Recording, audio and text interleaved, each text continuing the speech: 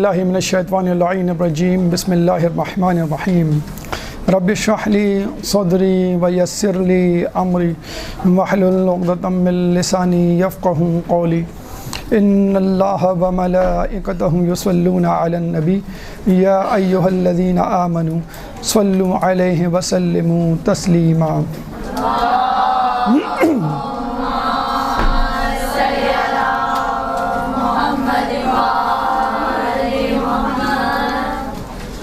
ایام ازاں پوری توانائی کے ساتھ، پوری رقت اور احساس ذمہ داری کے ساتھ جاری و ساری ہیں، اور تمام مومنین کا، چاہے وہ فرش عزا پہ ہوں یا ممبر پہ، ذاکر ذاکرائے اہل بیت کی صورت میں، ان کا یہ اہم فریضہ ہے کہ پیغام کربلا کو دنیا کے کونے کونے میں پہنچائیں۔ کربلا دراصل اس حق و باطل کے معرکے کا نام ہے کہ جس میں امام حسین مظلوم نے اپنے خون کی قربانی دے کر اسلام کے مرجھائے ہوئے پودے میں دوبارہ جان ڈالی۔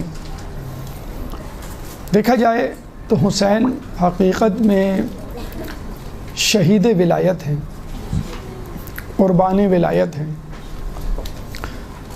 عصر عاشور کے دن جب امام حسین مظلوم نے عمر سعد سے یہ پوچھا تھا کہ سچ سچ بتا کہ تو مجھے کیوں قتل کرنا چاہتا ہے، تو عمر سعد نے کہا تھا بغضاً لأبیک، تیرے باپ کے بغض کی وجہ سے۔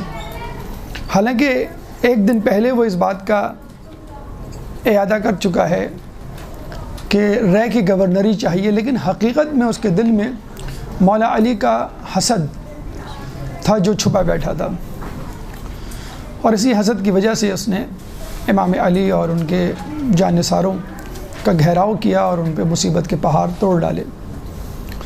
آپ کی جدہ محافظہ ولایت ہیں، اور آپ خود محافظ اور شہید ولایت۔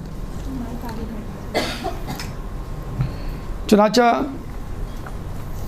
حسین کی قربانی کو اس وقت تک نہیں سمجھا جا سکتا کہ جب تک ولایت کو نہ سمجھا جائے۔ دیکھا جائے تو غدیر عوام کی کربلا ہے، اور کربلا خواص کی غدیر۔ بس فرق یہ ہے کہ غدیر میں بیعت کر کے جفا کی گئی، اور کربلا میں بیعت اٹھا لینے کے باوجود وفا کی گئی۔ ولایت وہ عظیم عہدہ ہے کہ جس کے لیے خود خدا متمنی ہے۔ ہم خدا کو نبی کہیں تو غلط، رسول بھی نہیں کہہ سکتے، خلیفہ بھی کہیں تو شرک، کہ اللہ تو خود خلیفہ بھیجنے والوں میں سے، خلیفہ بنانے والوں میں سے، انی جاعل فی الارض خلیفہ، تو نہ نبی کہہ سکتے، نہ رسول، نہ ہی خلیفہ۔ لیکن ولایت ایک ایسا عہدہ ہے کہ جس کو اللہ اپنے بندے کے ساتھ شیئر کرنے میں خوشی محسوس کرتا ہے۔ سورہ مائدہ آیت نمبر 55، سورہ مائدہ قرآن کا 5واں سورہ ہے، چیپٹر 5 ورس نمبر 55۔ اللہ فرماتا ہے انما ولیکم اللہ ورسولہ والذین آمنوا الذین یقیمون الصلاۃ ویؤتون الزکاۃ وہم راکعون۔ تمہارے ولی تو اللہ، اس کے رسول، اور وہ لوگ جو ایمان لائے اور حالت رکوع میں جنہوں نے زکوٰۃ دی۔ آیت الکرسی میں آپ تقریباً روزانہ پڑھتے ہیں کہ اللہ ولی الذین آمنوا یخرجہم من الظلمات الی النور، اللہ ان لوگوں کا ولی ہے کہ جو ایمان لائے، اور اللہ ان لوگوں کو ظلمات، اندھیروں سے نکال کر نور، ہدایت کی طرف لاتا ہے۔ تو کتنی بڑی بات ہے کہ اللہ تعالیٰ کسی عہدے میں شریک ہوا تو وہ ولایت کا عہدہ ہے۔ اور ایک عبادت بھی ایسی ہے کہ جس میں خود اللہ شریک ہونا پسند کرتا ہے۔ سورہ احزاب آیت نمبر 56، اللہ تعالیٰ فرماتا ہے یا ان اللہ وملائکتہ یصلون علی النبی یا ایھا الذین آمنوا صلوا علیہ وسلموا تسلیما۔ اے لوگوں جو ایمان لائے ہو، درود بھیجو محمد والے محمد پہ، جس طرح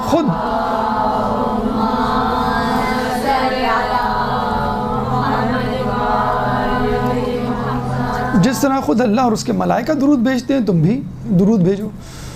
تو درود وہ عبادت کہ جس میں اللہ تعالیٰ اپنے بندوں کے ساتھ شریک ہوتا ہے۔ عہدہ ولایت وہ عہدہ ہے کہ جس میں اللہ تعالیٰ اپنے بندوں کے ساتھ شریک ہوتا ہے۔ آئیے اس ولایت کے تناظر میں حقیقی مومن کو تلاش کرتے ہیں اور یہ دیکھتے ہیں کہ اللہ کے رسول نے کس ولایت کی بات کی اور اس ولایت کے لیے ہمیں کس طرح تیار ہونے کا حکم دیا۔ رسول کا خطبہ ولایت ایک الگ موضوع ہے، 2 گھنٹے پر مشتمل اس ولایت کے فرمان میں تمام تر تفصیلات موجود ہیں۔ یہاں پہ ایک رسول اللہ کا ایک اشارہ آپ کے سامنے پیش کرنا چاہیں گے، کیونکہ رسول اللہ کا قول بھی حدیث ہے اور ان کا فعل بھی حدیث ہے، بلکہ ان کا اشارہ بھی حدیث ہے۔ تو جس طرح آج کل کے ماہر نفسیات کہتے ہیں کہ انسان اپنی باڈی لینگویج، اپنے فیشل ایکسپریشن اور آئی کانٹیکٹ سے پہچانا جاتا ہے اور اندازہ ہو جاتا ہے کہ آدمی کس نیچر، کس طبیعت کا ہے۔ تو رسول اللہ کی ہر ادا، جیسے آپ سنتے ہیں کہ اونٹوں کا پالان جو ہے وہ استعمال ہوا، اونٹوں کے پالان استعمال ہوئے اسٹیج بنانے کے لیے، اور جس طرح علی کا ہاتھ پکڑ کے علی کو سامنے لایا گیا، اس طرح بہت ساری باتیں جس میں بہت سارے اشارے موجود ہیں۔ یہاں پر ہم ایک اشارہ آپ کے سامنے پیش کریں گے اور اس اشارے سے مسلمانوں میں موجود 3 گروہوں کی نشاندہی آپ کے سامنے رکھیں گے، اور پھر آپ لوگوں کو ڈیسائیڈ کرنا ہوگا، فیصلہ کرنا ہوگا کہ اس گروہ میں میرا گروہ کون سا ہے اور میں کہاں پہ کھڑا ہوں۔ دیکھیے، رسول اللہ نے جب اعلان ولایت کیا تو انتظار کیا ان لوگوں کا جو پیچھے رہ گئے تھے، انتظار کیا ان لوگوں کا جو آگے بڑھ چکے تھے، اور جب دونوں افراد اس جگہ پہ آ گئے جہاں پہ رسول اور علی کھڑے ہوئے تھے، تو پھر جا کے رسول اللہ نے اعلان کیا۔ تو رسول اللہ بتلانا چاہ رہے تھے کہ دیکھو، اہل بیت سے پیچھے نہ رہ جانا، کوتاہی لغزش نہ کرنا، سستی نہ کرنا ان کے حکم کی اتباع کرنے میں۔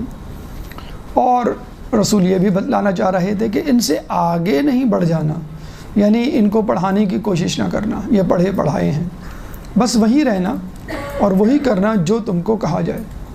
لیکن ایک دوسرا اشارہ یہ بھی ہے کہ دیکھو، میں علی کو تمہارا ولی بنانے جا رہا ہوں، ولی سے کمتر کسی عہدے پر کمپرومائز نہ کرنا، یعنی علی کو فقط حاکم نہ سمجھ لینا، علی کو فقط خلیفہ نہ سمجھ لینا، علی تمہارا ولی ہے، اور علی کو ولایت سے آگے نہ بڑھانا، یعنی علی کو میرے برابر یا مجھ سے آگے خدا سے نہ ملا دینا۔ تو مسلمانوں کے دونوں گروہ آج بھی دنیا میں موجود ہیں۔ ایک وہ گروہ جو علی کو ولایت سے نکال کر فقط خلیفہ یا ایک حاکم تسلیم کر لیتا ہے یا فقط ایک صحابی مان لیتا ہے، وہ گروہ مقصرین کا گروہ ہے، اور ایک وہ گروہ ہے جو علی کو رسول اور اس کے بعد اللہ سے ملا دیتا ہے، یعنی غالی شیعہ جو علی کو اللہ بنا دیتا ہے۔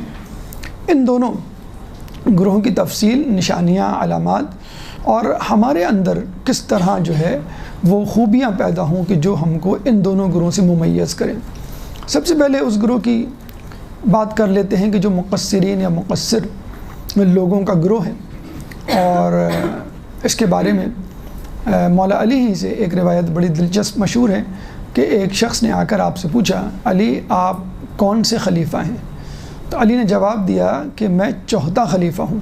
اب پوچھنے والا بڑا حیران ہوا کہ آپ چوتھے خلیفہ کیسے؟ تو علی نے کہا کہ دیکھو، پہلے خلیفہ آدم علیہ السلام، دوسرے خلیفہ داؤد علیہ السلام، تیسرے خلیفہ ہارون علیہ السلام، اور چوتھا میں۔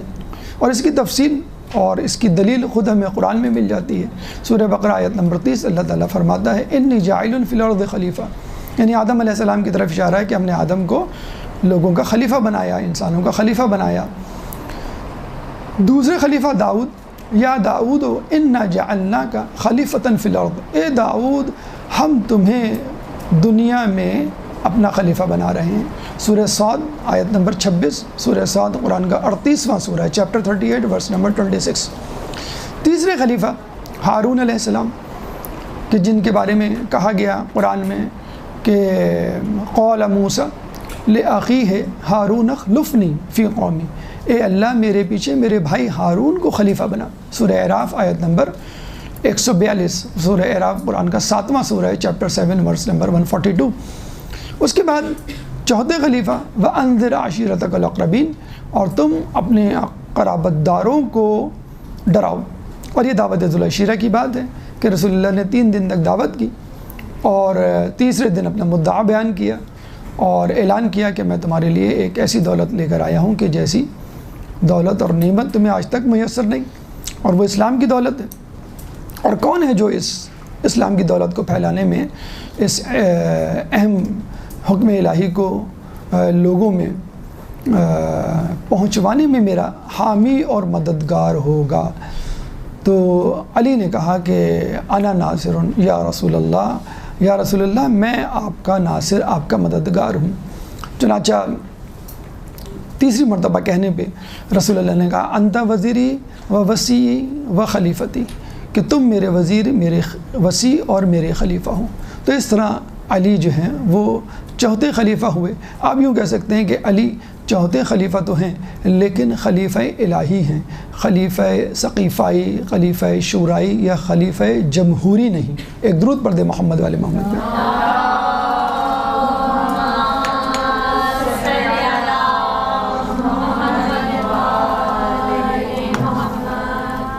اگر ہم علی کی خلافت کو لیتے ہیں تو اس میں بھی ہمارے پاس ایسے پیغامات ہیں کہ علی نے اپنی خلافت کو، اپنی حکومت کو اس طرح انجام دیا کہ رہتی دنیا تک ایک مشعل راہ کسی بھی حکمران کے لیے وہ بن گئے۔ ہمارے نزدیک خلافت جز ولایت ہے۔ ولایت ایک بڑا دائرہ ہے اور خلافت اس کا ایک چھوٹا دائرہ، اس میں موجود ایک چھوٹا دائرہ۔ تو اگر ولی یا امام خلیفہ نہ بھی ہو، حاکم نہ بھی ہو، حکمران نہ بھی ہو، حکومت اس کے پاس نہ بھی ہو، تو بھی وہ اللہ کا ولی اور امام کہلائے گا۔ اس کی حیثیت خود علی کے سامنے کیا تھی خلافت کی، کہ جب بات ہو رہی تھی علی کو خلیفہ بنانے کی، مسجد نبوی میں شور مچ گیا تھا، تو ابن عباس مولا علی کے پاس آتے ہیں اور کہتے ہیں کہ مولا علی آپ کو خلیفہ بنانے کی بات ہو رہی ہے۔ مولا علی اپنی جوتی سینے میں مصروف تھے۔ ابن عباس نے دوبارہ اپنا جملہ دہرایا لیکن بدستور مولا علی اپنے کام میں مصروف رہے، تو ابن عباس نے ان کو جھنجھوڑا اور بہت تاکید کے ساتھ بتلایا مولا علی آپ کن کاموں میں مصروف ہیں، آپ کو خلیفہ بنانے کی بات ہو رہی ہے۔ تو مولا علی نے ادائے بے نیازی سے کہا کہ ابن عباس یہ تو بتاؤ جس جوتی کو میں سی رہا ہوں اس جوتی کی کیا قیمت ہوگی؟ تو ابن عباس نے ڈرتے ڈرتے کہا کہ مولا ویسے تو اس جوتی کی کوئی قیمت نہیں، ہاں اگر میں آپ کا نام لے کر بیچوں تو شاید کچھ درہم مل جائیں، ورنہ اس جوتی کو کوئی 1 درہم میں بھی نہ خریدے۔ تو مولا علی نے کہا کہ تمہاری یہ خلافت میرے نزدیک اس جوتی سے بھی کمتر ہے۔ تو یہ ہے وہ حکومت، یہ ہے وہ حکمرانی جو حیثیت جوتی بھی نہیں رکھتی۔ تو جو شخص خود مولا کائنات ہو تو اس کے نزدیک تو ایک زمین کے ٹکڑے کی مولائیت، ایک زمین کے ٹکڑے کی خلافت کوئی معنی نہیں رکھتی۔ پھر ہم دیکھتے ہیں کہ مولا علی جب کوفے میں داخل ہوتے ہیں تو خلیفہ مسلمین یا حاکم وقت کے طور پہ ایک ماڈل، ایک نظریہ، ایک تھیم پیش کرتے ہیں، اور جب داخل ہوتے ہیں تو کہتے ہیں کہ کوفے والوں گواہ رہنا کہ میں اس لباس اور اس گھوڑے کے ساتھ اس شہر میں داخل ہو رہا ہوں، اگر میں اس سے زیادہ لے کر جاؤں تو سمجھ لینا کہ میں نے تمہارے حق میں کوتاہی کی ہے۔ یعنی اپنے ایسٹس انہوں نے پہلے ڈکلیئر کر دیے اور بتلا دیا کہ میرے پاس فقط یہ گھوڑا اور یہ لباس ہے، دیٹس اٹ۔ اگر اس سے زیادہ میں رکھوں گا تو اس کا مطلب ہے وہ میں نے تم سے لیا ہے، تم سے چرایا ہے، تمہارے مال میں خیانت کی ہے۔ لباس بھی کیسا لباس کہ جب وہ پھٹتا ہے اور درزی کے پاس لے کے جاتے ہیں، درزی اس کو سینے کی کوشش کرتا ہے تو جگہ جگہ سے وہ پھٹتا چلا جاتا ہے۔ درزی کہتا ہے کہ مولا اس میں تو پیوند لگانے کی جگہ نہیں، اس قابل نہیں کہ اس کو پہنا جائے، تو خدا را آپ اس کو چھوڑ دیجئے۔ مولا علی اسی وقت سجدے میں گر جاتے ہیں اور کہتے ہیں خدا کا شکر ہے کہ لباس نے مجھے چھوڑا، میں نے لباس کو نہیں چھوڑا۔ تو ہم بھی کہیں گے کہ مولا ہم بھی آپ کے پھٹے ہوئے لباس کی طرح ہیں کہ جو خود آپ کا ساتھ تو چھوڑ دیتا ہے لیکن آپ اس کا ساتھ نہیں چھوڑتے۔ اور پھر یہ وہی لباس ہے کہ جس کے لیے مولا علی نے اپنی تلوار بیچی اور یہ کہا کہ تلوار بیچے بغیر گزارا نہیں، کیونکہ مجھے ایک لباس اپنے لیے خریدنا ہے۔ سواری کے بارے میں کہا جاتا مولا علی کے پاس نہایت سست اور لاغر گھوڑا تھا، اور لوگ اکثر کہا کرتے تھے مولا علی آپ بہت بڑے شہ سوار، بہت بڑے بہادر ہیں، تو کوئی تیز رفتار گھوڑا لیجئے۔ تو مولا علی کہا کرتے تھے کہ میں نے گھوڑا میدان جنگ میں جانے کے لیے لیا ہے، میدان جنگ سے بھاگنے کے لیے نہیں لیا۔ خلیفہ وقت لیکن کھانا آپ دیکھ لیجئے، جو کی روٹی کبھی گندم نہیں کھائی۔ کسی نے پوچھا کہ آدم افضل ہے کہ آپ؟ تو مولا علی نے کہا کہ میں افضل ہوں، کیونکہ آدم کو منع کیا گیا تھا کہ گندم نہ کھانا، اور انہوں نے کھائی، اور مجھے منع نہیں کیا گیا تھا لیکن پھر بھی میں نے گندم نہیں کھائی۔ بازار سے گزرتے ہیں تو قصائی کہتا ہے کہ مولا آپ گوشت خرید لیجئے، نیا تازہ گوشت آیا۔ تو مولا کہتے ہیں کہ میرے پاس پیسے نہیں ہیں۔ ہم اور آپ بازار سے گزرے ہیں یا کوئی ایسا وقت پڑے کہ لوگ کہیں کہ فلاں چیز خرید لیں، ہمارے پاس پیسے نہ ہوں، لیکن پھر بھی ہم کبھی یہ نہیں کہتے کہ ہمارے پاس پیسے نہیں ہیں۔ ہم کوئی بہانہ بنا دیتے کہ بھئی ہمیں ضرورت نہیں ہے، اسراف ہے وغیرہ وغیرہ، لیکن حاکم وقت ہونے کے باوجود اتنی سادگی سے اپنی غربت کا اظہار کرنا کہ بھئی میرے پاس پیسے نہیں ہیں۔ قصائی کہتا ہے کہ آپ بعد میں دے دیجئے گا، میں صبر کر لوں گا۔ تو مولا نے کہا پہلے میں اپنے پیٹ کو کہوں گا کہ صبر کرے، پھر میں تم سے کہوں گا صبر کرنے کا۔ جس مکان کی آپ زیارت کرتے ہیں کوفے کی مسجد کے سامنے، وہ مولا علی کا اپنا مکان نہیں تھا، ان کی بہن کا دیا ہوا مکان تھا۔ تو مولا علی کا لباس اور مولا علی کی سواری، بس جس کے ساتھ وہ کوفے میں داخل ہوتے ہیں اور اس سے زیادہ کچھ لے کر نہیں نکلتے۔ تو یہ علی کی خلافت جس کے بارے میں ہم کہہ سکتے ہیں وہ ولایت کا ایک جز تھا، اور اس کی کیا حیثیت تھی مولا علی نے بتا دی، بلکہ ایک دفعہ تو یہ بھی کہا کہ تمہاری خلافت کی حیثیت میرے نزدیک بکری کی ناک کی رینٹ کے برابر بھی نہیں، یعنی بکری جو ناک چھنکتی ہے، جو رینٹ نکلتی ہے، اس سے بھی کمتر ہے۔ اب یہ تو ہم سمجھتے ہیں کہ علی کو فقط خلیفہ سمجھ لینا، خلیفہ وقت سمجھ لینا، اس سے بڑھ کر ہیں علی۔ اب آئیے اس طرف کہ علی کو لوگوں نے آگے بڑھا دیا اور اللہ سے ملا دیا۔ دیکھیں علی ولی اللہ کلمے کا جز ہے، ہمارے عقیدے کا حصہ ہے۔ علی ولی اللہ میں سے ولی آپ ہٹا دیں تو کیا بن جاتا ہے؟ علی اللہ۔ تو ہم یہ کہنے میں حق بجانب ہیں کہ جو علی کو اللہ کہتے ہیں وہ در حقیقت علی کو ولی نہیں مانتے، جبھی تو وہ علی کو اللہ سے ملا رہے ہیں۔ اور خود علی نے اپنے خدا نہ ہونے کی واضح طور پہ قول و فعل سے کئی طریقوں سے تردید کی ہے تاکہ لوگ سمجھ جائیں۔ مثلا 4 مثالیں میں آپ کے سامنے پیش کرتا ہوں۔ مثلا ہم شب ہجرت کی بات کرتے ہیں۔ شب ہجرت کے بارے میں کہا جاتا ہے کہ رسول اللہ نے علی کو کہا کہ تم میرے بستر پہ سو جاؤ۔ مولانا اظہر حسین زیدی کہتے ہیں مولا علی نے پوچھا ہوگا کہ کیا اس سے آپ کی جان بچ جائے گی؟ تو رسول نے جواب دیا ہوگا ہاں، اگر تم میں بن کر سو جاؤ۔ یعنی علی جب سوئے تو لگ رہا تھا کہ رسول اللہ سو رہے ہیں۔ وہ جو شعر آپ اکثر پڑھتے ہوں گے، کپڑے وہی، چادر وہی، دستار وہی ہے، چلتا ہے تو لگتا ہے کہ اللہ کا نبی ہے، انگشت بدندہ ہے سب مکے کے کافر، سویا تو محمد تھا جاگا تو علی ہے۔ تو علی رسول بن کر سو گئے، اور جب اٹھے تو پتہ چلا کہ بھئی یہ تو علی ہیں۔ لوگ جو ہیں پریشان۔ تو علی نے ہجرت کی رات سو کر نہ صرف رسول کی جان بچائی ہے بلکہ رسول کی رسالت بھی بچائی ہے اور توحید بھی بچائی ہے۔ رسول کی جان تو واضح ہو گیا، رسول کی رسالت کیسے بچائی؟ دیکھیں ایک زمانے میں پاکستان میں ایک وبا پھیلی تھی پیسے جمع کرانے کی، کہ بھئی آپ پیسے جمع کرائیں آپ کو 5% ملے گا، پیسے جمع کرائیں آپ کو 10% ملے گا، 20% ملے گا۔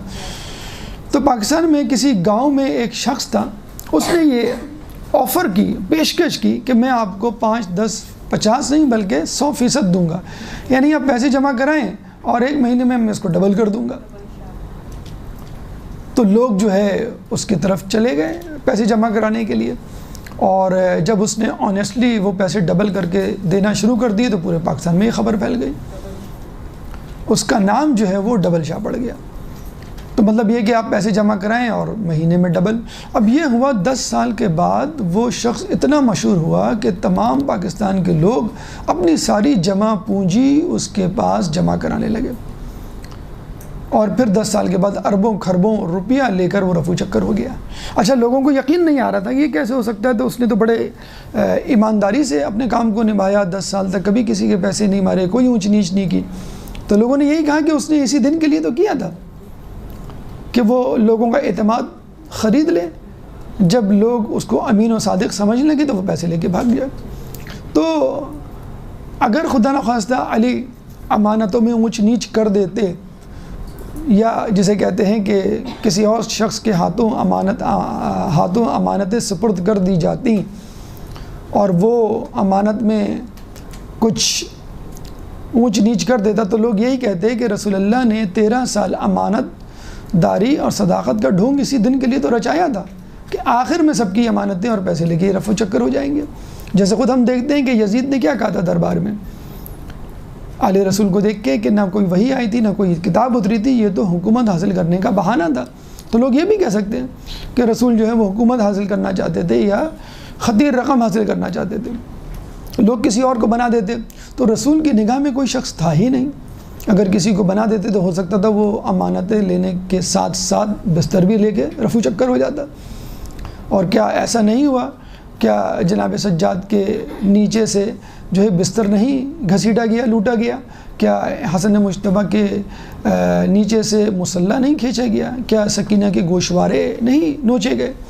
تو یہ وہ چیزیں ہیں کہ جس میں ہم دیکھتے ہیں واقعات کے اعلیٰ ترین لوگ، مقدس ترین لوگ بھی موجود ہیں اور پست ترین لوگ بھی اپنے رذائل سے لوگوں کو جو ہے وہ حیران کیے دے رہے ہیں۔ تو علی نے بستر رسول پہ سوچ کے سو کر نہ صرف یہ کہ رسول کی جان بچائی بلکہ رسالت بھی بچائی۔ اور توحید کس طرح بچائی؟ آپ آیت الکرسی میں پڑھتے ہیں لا تاخذہ سنۃ ولا نوم، کہ نہ اس کو اونگ آتی ہے نہ نیند آتی ہے۔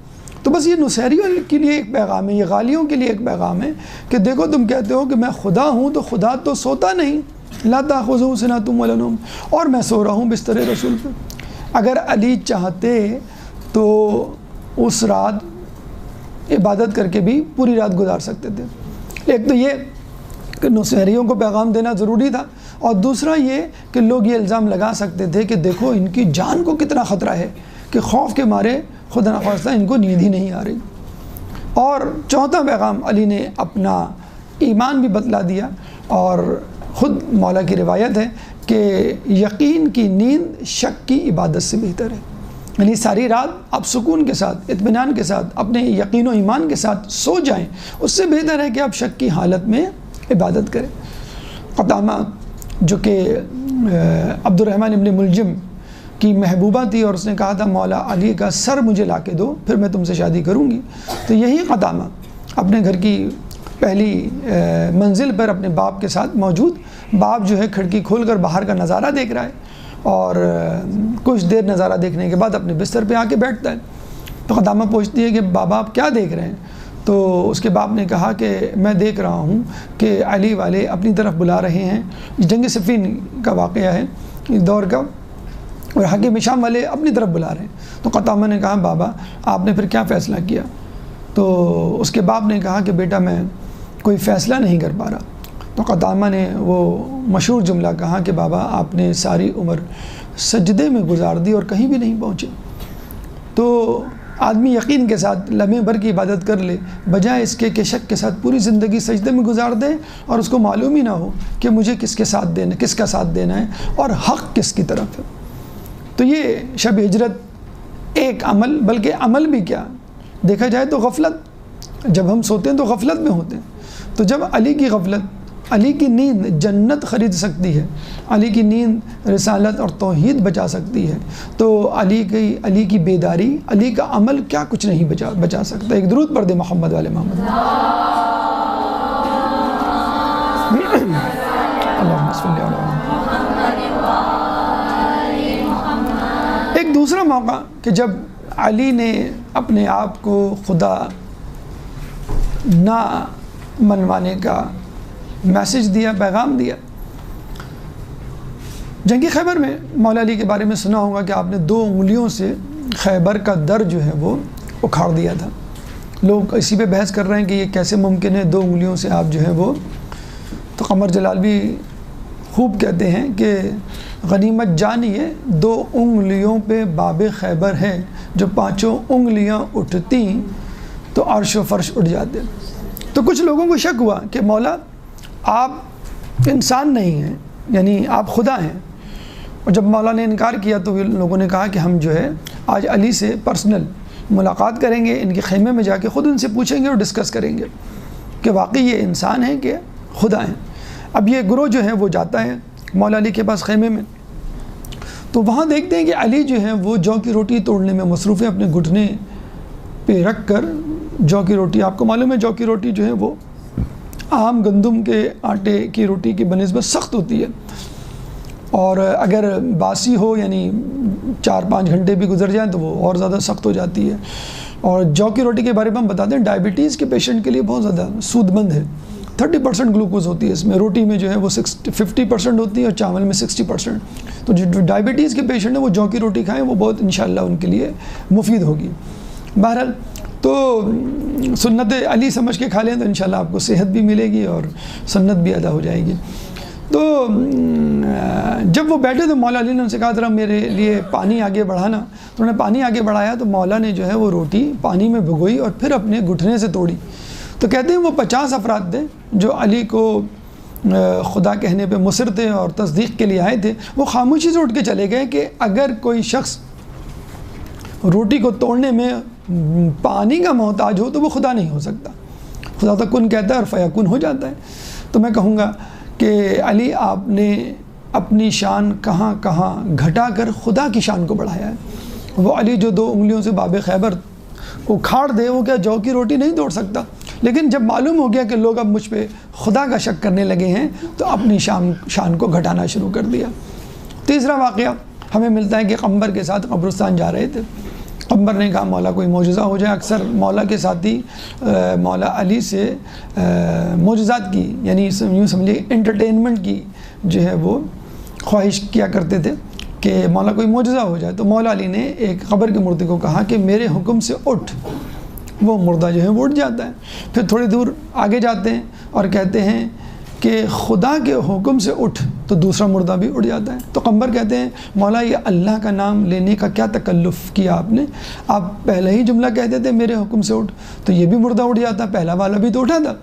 تو مولا کہتے ہیں کہ میں خدا کو منوانے کے لیے آیا ہوں، خدا بننے کے لیے نہیں آیا، یعنی اگر میں چاہوں تو خدا کا نام لیے بغیر بھی، اور یہ جو کہتے ہیں نا کہ پنجتن کے پاس کائنات ہے، تو یوں سمجھ لیجیے ایک power of attorney, letter of attorney دیا ہوا ہے اللہ نے، بھئی یہ میں تمہیں مرضی دے رہا ہوں اپنی اور تم جو چاہو کرو۔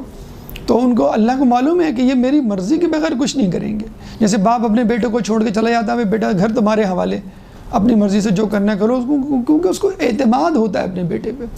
تو مولا کائنات کے پاس بھی یہی ہے کہ اگر اللہ کا نام لیں اور نہ لیں تو بھی، تو جب ہم علی سے مانگتے ہیں تو اس میں مقصد بھی یہی ہوتا ہے، علی سے مانگنا گویا خدا سے مانگنا ہے۔ کیوں کہ علی اللہ کی اجازت کے بغیر نہیں دے سکتے۔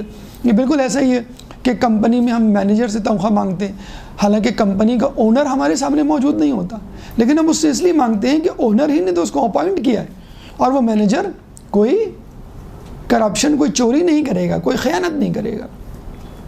چوتھا واقعہ جو ہمیں ملتا ہے، کہتے ہیں کہ مولا علی نے جب سورج پلٹایا تھا تو کہتے ہیں کہ فوراً سجدہ کیا۔ آپ جب عراق کی زیارت کے لیے جاتے ہیں تو وہ ہلہ شہر بھی آپ کو لے کے جاتے ہیں، تو ہلہ شہر کے بارے میں ملتا ہے کہ وہاں مسجد ہے، مسجد ہلہ، اور وہ جگہیں پہ جہاں پہ مولا علی نے سورج کو پلٹایا تھا وہاں پہ 2 خطبے بھی لٹکے ہوئے ہیں جہاں مولا علی نے الف کے بغیر اور نقطے کے بغیر خطبے دیے تھے۔ تو تاریخ میں یہ موجود ہے کہ مولا علی نے سورج کو 1 یا 2 مرتبہ نہیں 60 مرتبہ 60 ٹائمز پلٹایا تھا۔ کہتے ہیں کہ مولا علی نے سورج کو پلٹانے کے بعد سجدہ کیا فوراً، تو لوگ بڑے حیران ہوئے کہ مولا علی نے اس سے پہلے تو کئی معجزات کیے لیکن کبھی کسی معجزے کے بعد سجدہ نہیں کیا، یہ مولا علی نے ایسا کام کیوں کیا؟ تو علماء عالم اس کی تفصیل اور تفسیر میں جا کے بتلاتے ہیں کہ غالباً ابراہیم کی روح تڑپ اٹھی ہوگی کہ میں نے تو نمرود کو چیلنج کیا تھا کہ میرا خدا سورج مشرق سے نکالتا ہے، تو مغرب سے نکال کے دکھا۔ یہاں تو علی نے مغرب سے سورج نکال کے دکھا دیا، اس کو پلٹا دیا۔ تو فوراً جب علی کو سجدہ کرتے ہوئے دیکھا ہوگا تو ابراہیم کی روح کو اطمینان ہوا ہوگا کہ سجدہ کرنے والا خدا کا بندہ تو ہو سکتا ہے، خود خدا نہیں ہو سکتا۔ ایک درود پڑھ دیں محمد والے محمد میں۔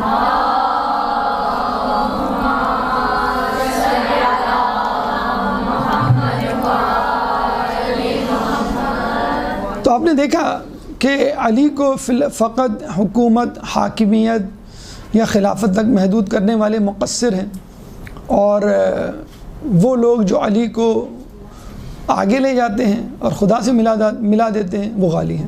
اچھا، امام ششم کا ایک قول ہے، اس میں بہت ضروری ہے بتلانا، وہ فرماتے ہیں کہ ہم مقصر کو تو اپنے پاس بٹھا سکتے ہیں لیکن غالی کو اپنے پاس نہیں بٹھا سکتے۔ کیوں؟ کہ غالی علی کو ولی سمجھنے کے بعد علی کو اللہ سے ملا رہا ہے، جبکہ مقصر نے ابھی علی کو اپنا ولی سمجھا ہی نہیں ہے، فقط وہ ایک حاکم، فقط وہ ایک صحابی، فقط وہ خلیفہ سمجھ کر اس پہ اکتفا کر بیٹھا ہے۔ بالکل ایسا ہی ہے کہ موبائل آپ کسی بچے کو دیں تو اس میں ویڈیو گیمز کھیلے گا، لیکن ایک بڑے کو دیں تو اس میں وہ سارے فنکشنز موجود ہیں، اسے استفادہ کرے گا۔ تو علی سے فقط حاکم یا خلیفہ کے طور پہ استفادہ کرنا انتہائی، جسے کہتے ہیں کہ علی سے سوء استفادہ ہے، یا جسے کہتے ہیں سورج کی روشنی میں ہونے کے باوجود چراغ جلانے سے مترادف ہے، یا سمندر کے سامنے، دریا کے سامنے ہوتے ہوئے چند گھونٹ پہ اس کے اکتفا کر لینا ہے۔ اب آئیے ان لوگوں کی طرف کہ جو نہ مقصرین میں سے ہیں نہ غالیوں میں سے ہیں، بلکہ ان لوگوں میں سے ہیں کہ جو علی کو علی کے مقام پر یعنی ولی اللہ کے مقام پہ رکھتے ہیں۔ دیکھیے، دیکھا جائے تو اس میں شریعت کی تمام پابندیاں، شریعت کی تمام اصول و قوانین آ جاتے ہیں، سارے معروفات اور منکرات، لیکن دو چیزوں کی طرف ہم اشارہ کریں گے جن کا تذکرہ ہمیں روایتوں میں ملتا ہے کہ دیکھیے، ہم علی کے شیعہ ہونے کا دعویٰ تو کرتے ہیں لیکن یہ بھول جاتے ہیں کہ علی کے ساتھ بہت سارے شیعہ تھے جو بعد میں منکر ہو گئے۔ خوارج علی کے شیعہ تو تھے، مسجد کوفہ میں علی کا معجزہ دیکھنے کے بعد علی کو خدا کہنے والے علی کے شیعہ تو تھے۔ اشعث بن کندی، قیس بن اشعث کندی جو تھا وہ علی کا شیعہ تو تھا۔ اسی طرح ایک اور شیعہ کی آج ہم بات کریں گے کہ کس طرح اس نے شیعیت سے علی کی دشمنی کی طرف سفر کیا۔ دیکھیے، ایک شخص تھا جو مولا علی کے ساتھ صفین میں شریک تھا، مولا علی کے ساتھ صفین میں لڑا، بلکہ اس کو زخم بھی لگے اور وہ فخر کرتا تھا، لوگ اس کی تعریف کرتے تھے کہ علی کی رہنمائی میں تم نے یہ زخم کھائے، یہ صحیح صعوبت برداشت کی۔ بہت بڑا پرہیزگار، بڑا متقی اور نمازی، اول وقت میں نمازوں کا ادا کرنے والا، 16 حج اس نے کیے ہوئے تھے۔ تو یہ شخص تھا جو علی کے ساتھ ساتھ رہتا تھا، لیکن اس میں 3 خامیاں تھیں۔ بس اشارہ کرنا یہ مقصود ہے کہ یہ 3 خامیاں آپ اپنے آپ اندر بھی تلاش کریں، اگر ہیں تو آپ ڈریں۔ تو پہلی خامی یہ تھی کہ وہ حسد کرتا تھا، اور آپ کو معلوم ہے کہ حسد کتنا خطرناک مرض ہے۔ یہ وہ مرض ہے کہ جس کو قابل نے اپنایا تو وہ دنیا کا پہلا قاتل بن گیا، اور آج تک دنیا میں جتنے بھی قتل ہوتے ہیں کہا جاتا ہے اس کا 1/4 حصہ قابل کے حصے میں لکھا جاتا ہے۔ اگر اس کے سامنے کوئی تعریف کر دیتا کسی اور کی، جیسے اکثر ہوتا ہے، آپ نمازی، پرہیزگار، بہت اچھے ذاکر یا ذاکرہ ہیں، اور آپ کے سامنے کسی اور ذاکرہ، نمازی، پرہیزگار کی بات کر دی جائے تو آپ کو تھوڑا سا دکھ، آپ کو تھوڑی سی تکلیف ہوتی ہے کہ بھئی میں اس سے زیادہ بہتر ہوں۔ تو وہ حسد کرتا تھا اگر اس کے سامنے کسی اور کی تعریف کر دی جائے۔ دوسرا جو ویک پوائنٹ تھا اس کا، وہ کیا تھا؟ استہزاء، لوگوں کا مذاق اڑانا، لوگوں کا مذاق اڑایا کرتا تھا اور لوگوں کی تضحیک کیا کرتا تھا، ان کو جو ہے طعنے اور جو ہے برے برے القابات سے نوازا کرتا تھا، فقط ہنسی مذاق کے لیے۔ تیسری، ہنسی مذاق کے لیے حوالے سے ہم آپ کو بتا دیں کہ اسلام میں اس کو سخت ناپسند کیا گیا ہے، اتنا ناپسند کہ جیسے آپ نے سنا ہوگا کہ فتح مکہ کے موقع پر رسول اللہ نے بغیر لڑے، بغیر خون بہائے فتح مکہ کیا، لیکن کہا جاتا ہے کہ رسول اللہ نے 11 افراد کے بارے میں کہا تھا کہ اگر یہ لوگ خانہ کعبہ کے غلاف میں بھی لپٹ جائیں تو ان کو قتل کر دینا۔ اس میں بیشتر وہ لوگ تھے، خواتین بھی شامل تھیں ان 11 افراد میں، اس میں وہ لوگ تھے جو رسول اللہ کی ہجو کیا کرتے تھے۔ ہجو یعنی رسول اللہ پر مضحکہ خیز اشعار بنانا، اور جسے کہتے ہیں نا کہ جیسے آج کل کے دور میں فنی ویڈیو کلپس، کسی کی پیروڈی کی جاتی ہے، اس طرح کرنا۔ تو پیروڈی کرنے والے اس زمانے میں بھی موجود تھے۔ مروان بن حکم کے نام بارے میں آپ نے سنا ہوگا کہ جس نے سب سے پہلے قتل حسین کا اشارہ دیا تھا، ولید بن عتبہ جب گورنر مدینہ تھا۔ اس کا باپ حکم رسول کی نقل اتارا کرتا تھا، اور کہتے ہیں ایک دفعہ رسول کی نقل اتار رہا تھا تو رسول نے پیچھے مڑ کے دیکھا اور کہا کہ تو ایسا ہی ہو جا، اور اس پہ اسی وقت فالج گرا اور وہ ویسا ہی ہو گیا۔ حکم وہ تھا کہ جس کو رسول اللہ نے مدینے سے باہر نکال دیا تھا، مدینہ بدر کر دیا تھا، اور اس وقت حاکم مروان یعنی اس کا بیٹا اس کی پیٹھ پہ سوار تھا۔ تو ان 11 افراد کو قتل کرنے کا حکم دیا جو اسلام اور رسول اللہ کی تضحیق اور مذاق بنانے میں مصروف تھے۔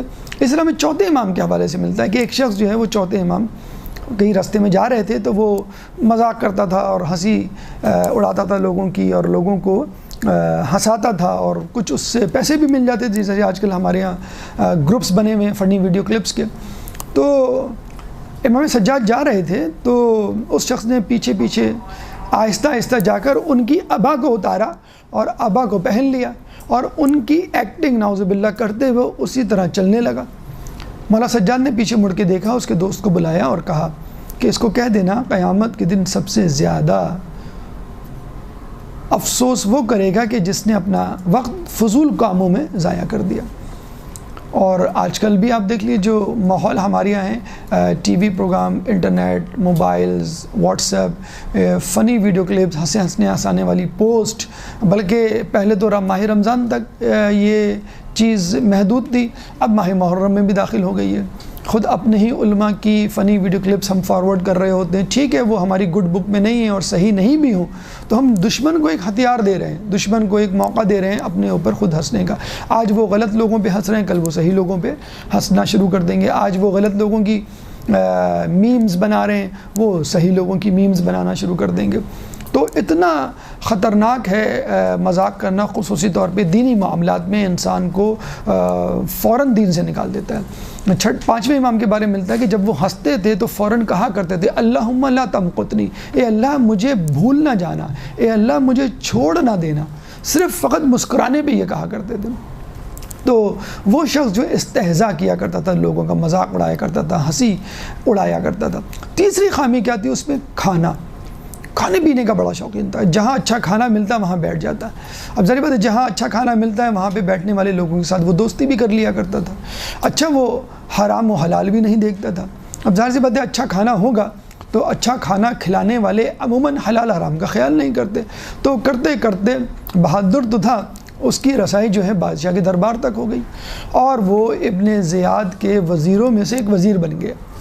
کہتے ہیں کہ عمر سعد نے جب خط لکھا ابن زیاد کو کہ میں نے مولا حسین کو 3 باتوں پہ راضی کر لیا ہے، یا تو وہ مدینے واپس چلے جائیں، یا کہیں اور چلے جائیں، یا پھر بیعت کر لیں، تو یہ ابن زیاد کے ساتھ کھڑا ہوا تھا۔ اس نے کہا کہ میرے خیال میں عمر سعد کے دل میں حسین کے لیے نرم گوشہ پیدا ہو گیا ہے کہ وہ حسین کو جانے کی اجازت دے رہا ہے، تو آپ مجھے جانے دیجئے، میں حسین کا قلعہ کرتا ہوں۔ ابن زیاد نے اس کو کہا کہ تم چلے جاؤ۔ جب عمر سعد نے اس کو آتے ہوئے دیکھا تو وہ بڑا پریشان ہوا کہ کمانڈر ان چیف یہ بن جائے گا اور حسین کو مارنے کے لیے یہ آگے ہوگا، کربلا کی جیت کا صحرا اس کے سر چلا جائے گا، تو میری رے کے گورنر اور سب کچھ چلا جائے گا۔ تو اس نے کہا ٹھیک ہے، میں حسین کو مارے دیے دیتا ہوں اور ان کو کہیں جانے بھی نہیں دیتا ہوں۔ تو کہتے ہیں کہ یہی شخص جو ابن زیاد کے دربار میں تھا، اس نے کہا تھا آپ مجھے بھیجیے، میں حسین کا کام تمام کرتا ہوں۔ عصر عاشور یہ وہی شخص تھا کہ جس نے حسین کی پیٹھ پہ چڑھ کر کند خنجر سے مولا حسین کی گردن کو ذبح کیا، یعنی شمر۔ تو آپ نے دیکھا ایک شخص جو فقط شیعان علی میں سے تھا، 3 برائیوں، 3 لغزشوں کی وجہ سے، حسد، استہزاء اور کھانا، لذیذ کھانوں کا شوقین۔ آج کل کون ایسا شخص ہے جو لذیذ کھانوں کا شوقین نہ ہو؟ کون ایسا شخص ہے جو ایک دوسرے کی ہنسی نہ اڑاتا ہو؟ کون ایسا شخص ہے جو وقتی طور پہ ہی صحیح کسی نہ کسی طور پر حسد میں مبتلا نہ ہو جاتا ہو؟ گھروں میں یہ حسد نظر آتا ہے، اسکول کالجوں میں، آفیسز میں یہ حسد نظر آتا ہے۔ تو ان 3 برائیوں سے بچیے، ورنہ شیعہ سے شمر ہونا کوئی مشکل کام نہیں۔ ایک درود پڑھ دے محمد والے محمد۔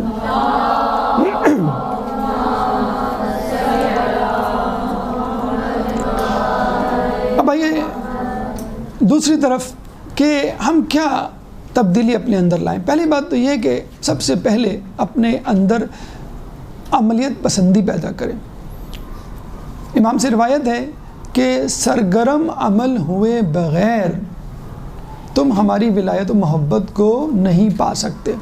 یعنی اگر آپ چاہیں کہ سستی اور کاہلی میں فقط ولایت علی پہ تکیہ کر کے، فقط محبت علی پہ، محبت اہل بیت پہ تکیہ کر کے میں جنت میں چلا جاؤں گا، ایسا ممکن نہیں۔ خود 8ویں امام فرماتے ہیں کہ دیکھو اپنے عمل پر اعتماد کر کے ہماری محبت کو نہ چھوڑنا، اور ہماری محبت پر تکیہ کر کے اپنے عمل کو ترک نہ کرنا، دونوں ایک دوسرے کے بغیر قبول نہیں کی جائیں گی۔ تو یہ کہہ لینا کہ بس ہم تو اہل بیت کے ماننے والے ہیں، وہ شفاعت کر دیں گے، تو ایسا ممکن نہیں ہے۔ اگر ہوا بھی تو آپ کو جہنم میں ایک کافی لمبا عرصہ گزارنا پڑے گا۔ 5ویں امام کی روایت ہے کہ کچھ ہمارے ماننے والے جہنم میں جب کوئلہ بن جائیں گے تب ان کو ہماری شفاعت نصیب ہوگی۔ جیسے ماں اپنے بچے کے کپڑے دھوتی ہے نا، تو جو کپڑے جتنے گندے ہوتے ہیں اتنا ہی ٹائم لگتا ہے۔ اور یہاں پہ ایک جملہ بڑا اچھا علماء علام فرماتے ہیں کہ ہم جو بی بی کے دشمنوں پہ لعن طعن کرتے ہیں کہ انہوں نے اپنے دربار میں بی بی کو 2 گھنٹے کھڑا رکھا، تو مجھے بتائیے کہ بی بی کو دربار میں 2 گھنٹہ کھڑا رکھنے والے زیادہ قابل ملامت ہیں، یا وہ لوگ قیامت کے دن بی بی کو جنت کے دروازے پہ کھڑا رکھیں گے کہ جن کے بارے میں کہا جاتا ہے کہ وہ اس وقت تک جنت میں نہیں جائیں گے جب تک ان کا آخری شیعہ جنت میں نہیں چلا جاتا۔ تو کئی لوگ تو ہزاروں سال بعد جہنم سے آزاد ہوں گے۔ جو 2 گھنٹے کھڑا رکھے تو وہ قابل ملامت ہو، جو ہزاروں سال بی بی کو جنت کے دروازے پہ کھڑا رکھے۔ بی بی تو ہماری ماں سے زیادہ ہم سے محبت کرتی ہیں۔ جب ہم رات میں گھر دیر سے آتے ہیں تو ماں ہمارے لیے کھانا نہیں کھاتی، ماں ہمارے لیے سوتی نہیں ہے کہ میرا بیٹا یا میری بیٹی جو ہے وہ گھر سے باہر ہے، جب وہ آ جائے تو میں کھانا کھاؤں، جب وہ آ جائے تو میں سوؤں۔ تو پہلی بات تو یہ کہ اپنے اندر عملیت پسندی پیدا کریں، اپنے لیے سرگرمی عمل پیدا کریں، نمازوں میں، عبادتوں میں گناہوں سے بچنے کے لیے اپنے اندر ایک انرجی پیدا کریں۔ دوسری اہم بات کہ اگر اس راہ میں یعنی جس راہ میں ہم نکلے ہیں، محبت اہل بیت اور شیعان علی کی راہ، اس میں دشمنوں کی کثرت ہوگی، مصیبتوں کی کثرت ہوگی۔ رسول اللہ سے کسی نے کہا مجھے اللہ سے محبت ہے، تو رسول نے کہا تو آزمائشوں کے لیے تیار ہو جا۔ اس نے کہا مجھے آپ سے بھی محبت ہے، تو آپ نے کہا تو فقر و فاقہ کے لیے تیار ہو جا۔ اس نے کہا مجھے علی سے بھی محبت ہے، تو رسول اللہ نے کہا تو پھر دشمنوں کی کثرت کے لیے تیار ہو جا۔ اور دشمنوں کے بارے میں ملتا ہے کہ دوست ہزاروں بھی ہوں تو کم، دشمن ایک بھی ہو تو بہت زیادہ۔ تو اس راہ میں علی کی محبت کی قیمت آپ کو چکانی ہے۔ آپ علی کا ذکر کریں گے تو آپ کو قیمت دینی پڑے گی۔ عملیت پسندی سے باعمل شیعان علی میں سے ہو کے دکھائیں گے تو اور زیادہ قیمت ادا کرنی پڑے گی۔ لیکن اپنے اوپر آنے والی مصیبتوں کو خوشی سے سہنا ہے، اور یہ نہیں کہنا کہ علی کا شیعہ ہوں پھر بھی مجھ پہ اتنی مصیبت۔ ایک چور مولا علی کے پاس آتا ہے اور کہتا ہے کہ میں نے چوری کی ہے، تو مولا علی اس کو کہتے ہیں ہو سکتا ہے کوئی مجبوری، اس نے کہا کوئی مجبوری نہیں۔ مولا علی نے کہا ہو سکتا ہے تو اپنے حواس میں نہ ہو، اس نے کہا کوئی ایسا نہیں، میں تو حواس میں تھا۔ مولا علی تمام شرائط گنوا دیتے ہیں کہ جن کے بارے میں کہا جاتا ہے کہ چور کی 21 شرائط ہیں، اگر ان میں سے کوئی ایک شرط ہو تو وہ بری الذمہ ہے، یعنی اس کو سزا نہیں ملے گی۔ بہلول دانا سے کسی نے کہا چور کی کیا سزا ہے، تو بہلول دانا نے کہا اگر مجبوری میں کرے، بغیر مجبوری کے کرے تو ہاتھ کاٹنا، اور مجبوری میں کرے تو حاکم وقت کی گردن اڑا دینا، یعنی اس کو مجبوری پیش ہی کیوں آئی۔ تو لیکن وہ پھر بھی بضد کہ نہیں مجھے آپ سزا دیجئے، تو مولا علی اس کی انگلیاں کٹوا دیتے ہیں۔ کہتے ہیں یہ غلام، یہ چور سیاہ فام غلام جو ہے اپنی کٹی ہوئی انگلیوں کو بازار میں لے جا کر لوگوں کو دکھاتا ہے کہ دیکھو میں کتنا خوش قسمت ہوں کہ علی نے میرے ساتھ انصاف کیا۔ مولا علی خود اس انصاف کے بارے میں فرماتے ہیں کہ لوگوں نے اپنے حکمرانوں سے ان کے ظلم کی وجہ سے نفرت کی ہے، اور مجھ سے میرے انصاف کی وجہ سے نفرت کی ہے۔ تو علی کے انصاف سے سب خفا تھے، جس وجہ سے ان کا ناطقہ بن کے ان کی دشمنی میں اضافہ ہوا، دشمنوں میں اضافہ ہوا۔ تو امام حسن نے جا کر مولا علی کو بتایا کہ وہ شخص جس کی آپ نے انگلیاں کاٹی ہیں وہ تو بازار میں جا کر آپ کے قصیدے پڑھ رہا ہے۔ مولا علی نے اس کو بلایا، اس کی انگلیوں کو اس کی ہتھیلیوں میں رکھا، ایک کپڑا ڈالا، اور جب کپڑا ہٹایا تو وہ انگلیوں عام انگلیوں کی طرح جو ہے وہ اس کے ہاتھ میں پیوست ہو چکی تھی، اور اس کا ہاتھ دوبارہ آ چکا تھا، بالکل اسی طرح زلیخا کی جوانی کو یوسف علیہ السلام نے لوٹایا۔ میسم تمار، کتنی مشکلات، کتنی مصیبتیں، کتنی اذیتیں ابن زیاد نے اس کو دی، اور جب تختہ دار پہ لٹایا جا رہا تھا، جب مصلوب کیا جا رہا تھا، جب سولی پہ لٹکایا جا رہا تھا کھجور کے درخت کے پاس، تو وہ بڑے خوشی خوشی تیار ہو گئے کہ یہ وہی درخت تو ہیں جس درخت پر پھانسی دینے کی خوشخبری مولا نے مجھے سنائی تھی، اور اس درخت کو تو میں روزانہ پانی دیا کرتا ہوں۔ تو ابن زیاد نے کہا کہ اس کی گردن اڑا دو۔ تو میثم تمار نے کہا کہ تو میری گردن نہیں اڑائے گا بلکہ پہلے میری زبان کاٹے گا۔ تو ابن زیاد نے کہا یہ تجھے کس نے کہا؟ کہنے لگے یہ خبر مجھے مولا علی نے دی ہے۔ تو ابن زیاد نے کہا کہ اچھا ہوا تو نے بتلا دیا، آج میں تیرے مولا کو بھی جھوٹا کر کے دکھاؤں گا، اور تیری زبان نہیں کاٹوں گا بلکہ سر قلم کروں گا۔ اس نے کہا ہو ہی نہیں سکتا کہ میرے مولا نے اگر کچھ کہا ہو تو وہ غلط ثابت ہو جائے۔ تو کہتے ہیں کہ ابن زیاد نے جلاد کو حکم دیا کہ اس کی گردن اڑا دو۔ جلاد جیسے آگے بڑھا، میثم تمار نے لوگوں کا شجرہ نسب بتانا شروع کر دیا ایک ایک کر کے جو ابن زیاد کے پاس کھڑے ہوئے تھے، اور جب ابن زیاد کی طرف اس نے انگلی اٹھائی تو وہ گھبرا گیا کہ اس سے پہلے کہ یہ میرا شجرہ بتائے اس کی زبان کھینچ لو۔ تو جلاد نے پہلے زبان کھینچی اور پھر جو ہے میثم تمار کی گردن اٹھائی۔ تو میثم تمار وہ سیوا فام غلام کو یاد رکھیے، جب بھی آپ پہ مصیبتیں اور پریشانیاں آئیں، زبان سے، دل سے اور اپنے اعضاء و جوارح سے، زبان سے ذکر کرنا علی کا 1/3 ایمان کی علامت ہے، دل میں علی سے محبت 2/3، اور اس کے ساتھ ساتھ اعضاء و جوارح سے علی کی محبت کا اظہار مکمل ایمان کی علامت ہے۔ یا علی مثلو کا فی امتی مثلو سورہ توحید، اے علی تمہاری مثال میری امت میں سورہ توحید کسی ہے۔ جیسے سورہ توحید کو 1 مرتبہ پڑھنے سے 1/3 قرآن، 2 مرتبہ پڑھنے سے 2/3، اور 3 مرتبہ پڑھنے سے پورے قرآن کا ثواب ملتا ہے۔ یہ زباں کاٹ دو، جسم و جاں کاٹ دو، مدحت مرتضیٰ کی سزا دو مجھے، ذکر شاہ نجف سے رکوں گا نہیں، چاہے 100 بار سولی چڑھا دو مجھے۔ اللہ تعالیٰ سے دعا ہے کہ جو کچھ پڑھا سنا اس پہ عمل کرنے کی توفیق عطا فرما، ہمیں ولایت علی کے پیغام کو قبول کرنے، اس پہ عمل کرنے کی توفیق عطا فرما، جو پریشان حال ہیں ان کی پریشانی کو دور فرما، جو بے روزگار ہیں ان کو رزق حلال عطا فرما، جو بے اولاد ہیں ان کو اولاد نرینہ عطا فرما، جو زندان میں ہیں ان کو رہائی عطا فرما، جو رشتوں کے انتظار میں ان کے لیے مناسب رشتوں کا انتظام فرما۔ مسلمان دنیا میں جہاں جہاں، خصوصی طور پہ کشمیر، فلسطین، شام کے مسلمان، ان سے ظلم و ستم کو دور فرما، امام کے ظہور میں تعجیل فرما، اور ہمیں ان کے انصار و اعوان میں شامل فرما۔ ربنا تقبل منا انک انت السمیع العلیم وتب علینا انک انت التواب الرحیم برحمتک یا ارحم الراحمین۔